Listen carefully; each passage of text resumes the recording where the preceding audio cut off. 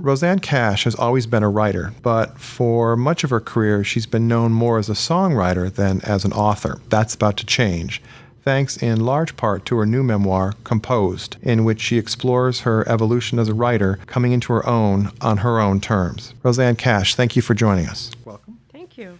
I'm interested specifically in talking about your approach to music and your approach to writing prose. Was it a similar experience? Well, I always said it's like, same water, different pool.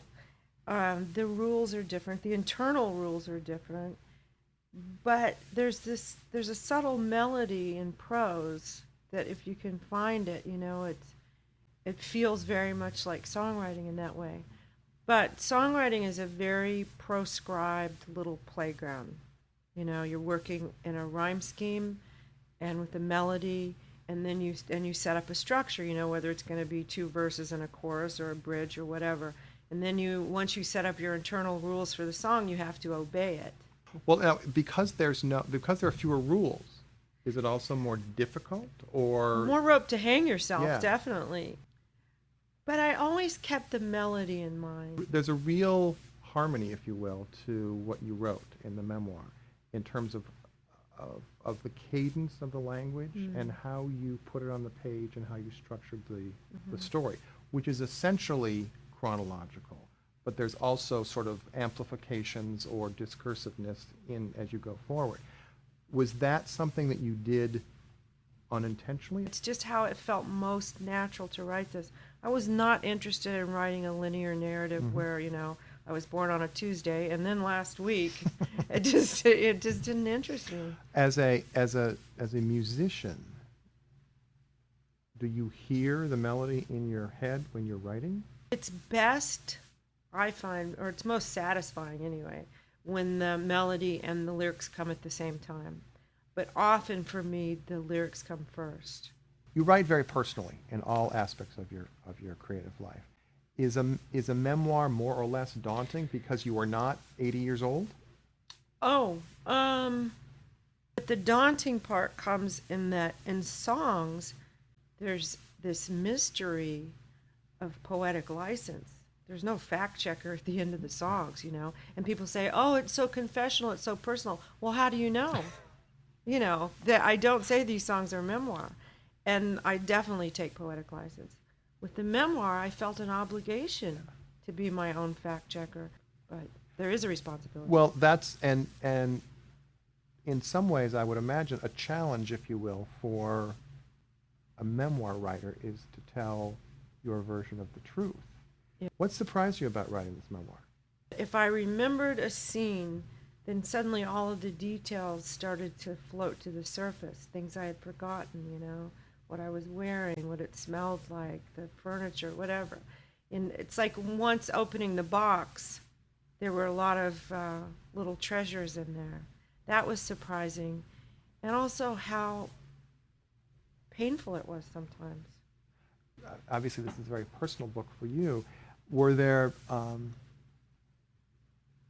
unexpected pitfalls? In other words, things that you knew you needed or wanted to write about, and then they either turned out differently or were more uncomfortable than you thought? That actually happened a lot, is that what I thought I wanted to write about is not what I ended up writing about. Interesting. And also that I find this in songwriting too, that many times I don't know how I feel until I write about it. There was this scene I wrote about me and my dad in this big hardware store. And I wrote it exactly as it happened, that we were walking down the aisles of the hardware store and that suddenly I was in tears and didn't know why.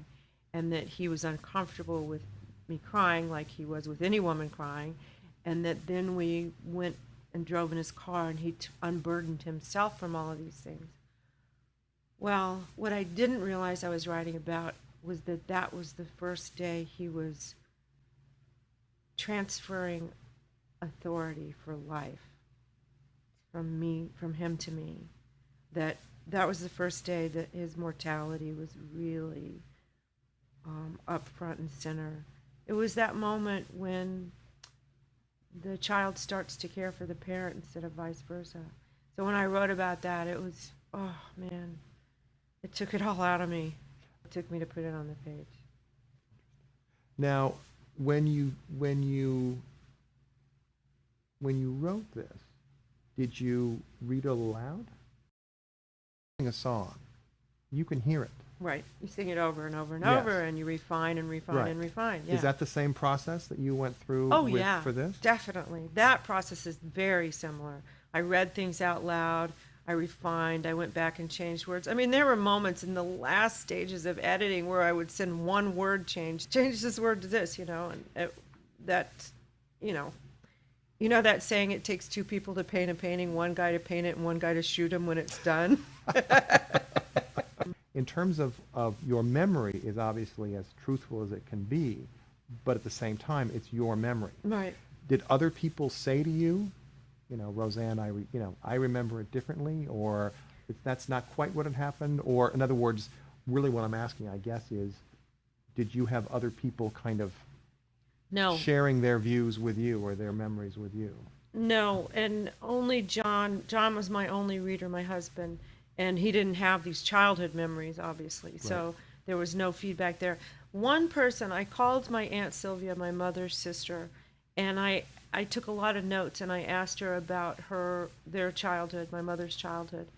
And my mother had told me this scene with her mother. Her mother was an alcoholic, and my mother told me this scene of coming home from school and her mother being on the sofa and passed out. And Aunt Sylvia said, I never saw that happen. I never knew that happen. So I had to weigh in my mind, do I go with Aunt Sylvia's memory or do I go with what my mother told? Thank you very much for coming. Thank you, Jake.